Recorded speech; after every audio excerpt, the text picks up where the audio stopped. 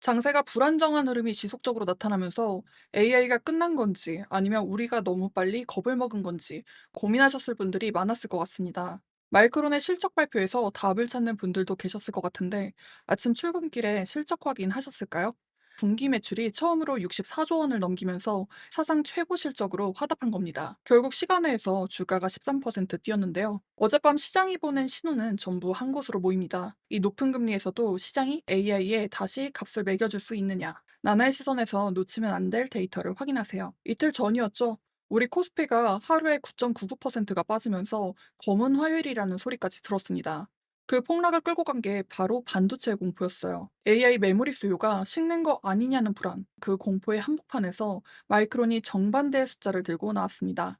분기 매출 414억 달러, 우리 돈으로 64조 원을 찍었습니다. 1년 전이 93억 달러였으니까 4배 넘게 뛴 겁니다. 회사가 스스로 제시하던 가이던스가 335억이었다는 걸 고려하면 한참 넘긴 거죠.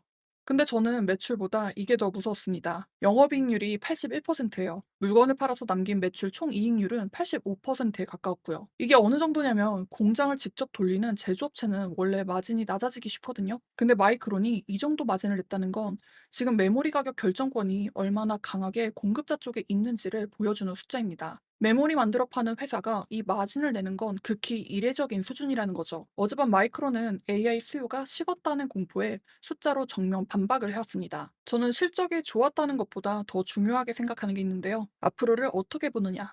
즉 가이던스입니다. 마이크론은 다음 분기 매출을 500억 달러로 제시를 했는데요. 시장이 435억 달러쯤 예상했는데 그걸 훌쩍 넘긴 숫자입니다.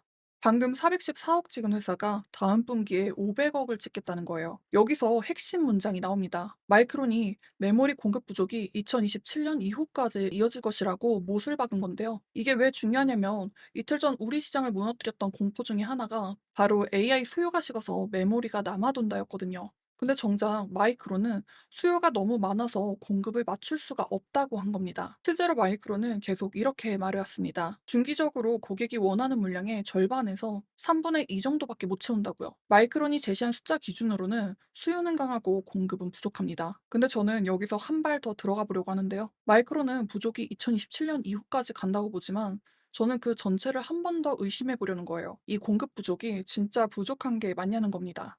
이런 시각이 있습니다. 지금 이 부족이 상당 부분 만들어진 부족이라는 거죠. 이게 무슨 말이냐면 삼성이든 SK든 마이크론이든 한정된 웨이퍼를 돈 되는 HBM에 몰아넣고 있거든요. 그러다 보니까 일반 D램을 만들 라인이 부족합니다. 실제로 올해 D램 생산 능력 자체는 20% 넘게 늘어나는데도 부족하다고 하는 게 바로 이 쏠림 현상이에요. 여기는 좀 무거운 이야기를 해야 하니 집중해 주세요.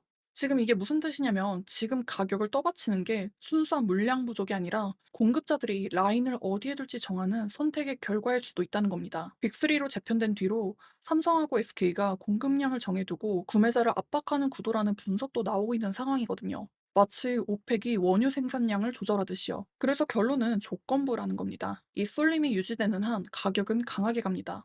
근데 반대로 공급자들이 HBM에서 범용 라인으로 물량을 되돌리거나 빅테크 투자 속도가 꺾이는 순간 만들어진 공급 부족은 생각보다 빨리 해소될 수가 있다는 거죠. 실제로 마이크론도 2022년에 87억 달러를 벌었다가 바로 다음 해엔 58억 달러 적자를 냈던 회사입니다.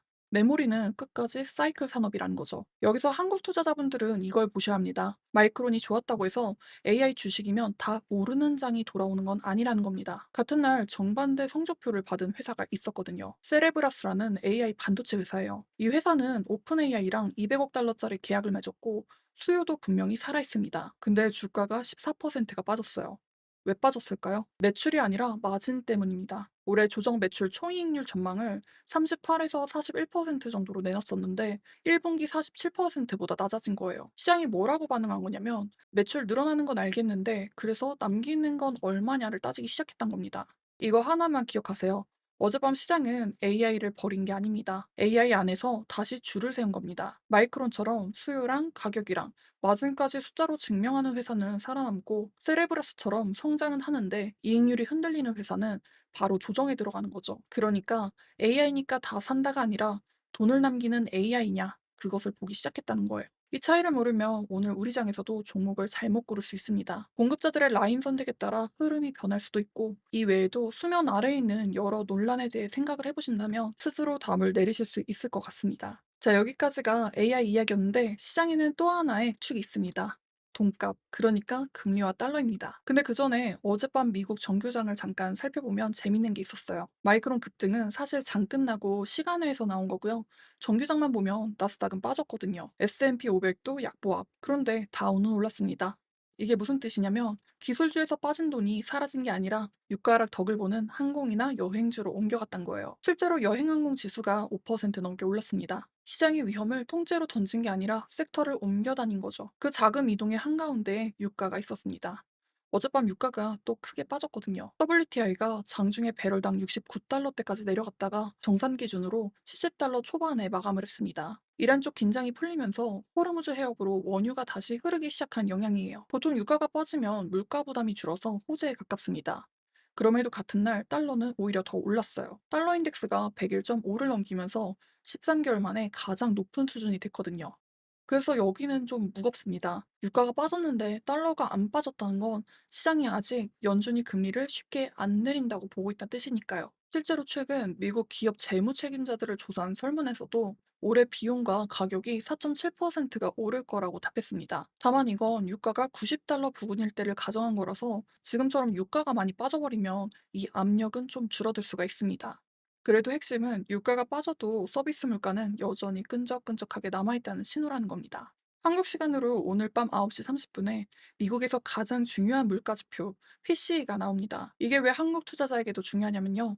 달러가 계속 강하면 원달러 환율이 올라가고 그러면 외국인이 우리 주식을 팔 때 환차손까지 생각하게 되거든요. 자, 이제 가장 중요한 우리 장으로 한번 와서 해석해 볼게요. 이틀 전 폭락 때 제가 계속 말씀드렸죠. 진짜 반등이 되려면 외국인이 다시 매수세로 돌아서야 된다고요. 그래서 오늘 아침장은 굉장히 중요했습니다. 오늘 아침 9시 50분쯤을 기준으로 코스피는 4%가 넘게 반등하고 있었어요. 삼성전자는 5%대, SK 하이닉스는 무려 9%가 넘게 튀어오른 중입니다. 이틀 전 폭락분을 빠르게 되돌리는 모습을 보여주는 거죠. 근데 여기서 냉정하게 봐야 할 숫자가 있습니다. 이번 폭락 구간에서 외국인이 얼마나 팔았느냐인데 지난 19일부터 어제까지만 봐도 외국인 순매도가 10조 원을 훌쩍 넘습니다. 자동차랑 반도체에 매도가 집중이 됐어요. 그럼 오늘은 돌아섰을까요? 9시 50분쯤을 기준으로 보면 오늘도 외국인은 코스피에서 순매도를 이어가고 있습니다. 장중 기준으로 이미 1조 원이 넘었는데요. 지수는 마이크론 덕분에 튀어오르고 있는데 정작 외국인은 아직 매수세로 안 돌린 겁니다. 그러니까 지금 이 반등은 개인이 같이 끌어올리고 있는 반등이란 뜻이에요. 오늘 이 반등의 성격을 정확하게 봐야 합니다. 여러분이 장 마감까지 확인하셔야 할 건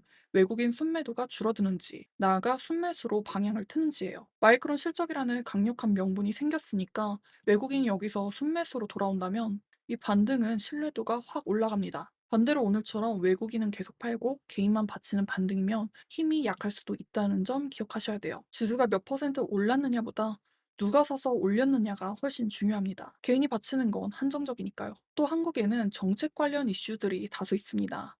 제가 오후 늦게 정책 이슈에 대해서도 올릴 예정입니다. 대기업 성과급에 대한 주제라 한국 투자자분들이 모르고 지나쳐서는 안 될 내용입니다. 그럼 정리하겠습니다. 유가는 빠졌지만 달러와 금리는 여전히 높고 그 와중에는 AI 수요는 살아있다는 게 확인됐습니다. 결국 이 강한 달러와 높은 금리 구간에서도 시장이 AI 반도체에 예전 같은 값을 다시 매겨줄 수 있는지가 핵심 질문이 되고 있습니다. 오늘 밤 PC와 미국 반도체 정규장 반응으로 단기적인 추세 확인을 하실 수 있으니 꼭 체크해 주세요. 여러분은 오늘 이 반등 진짜 추세 전환이라고 보시나요? 아니면 고점 매물대를 두드리는 거라고 보시나요? 댓글로 알려주세요. 오늘은 여기까지 시장을 살펴봤고요. 양질의 데이터를 제공해 드릴 수 있도록 구독, 좋아요, 알림 설정 부탁드리겠습니다. 여러분의 클릭이 저에게는 많은 힘이 됩니다. 내일도 꽉 찬 데이터로 찾아뵐게요. 감사합니다.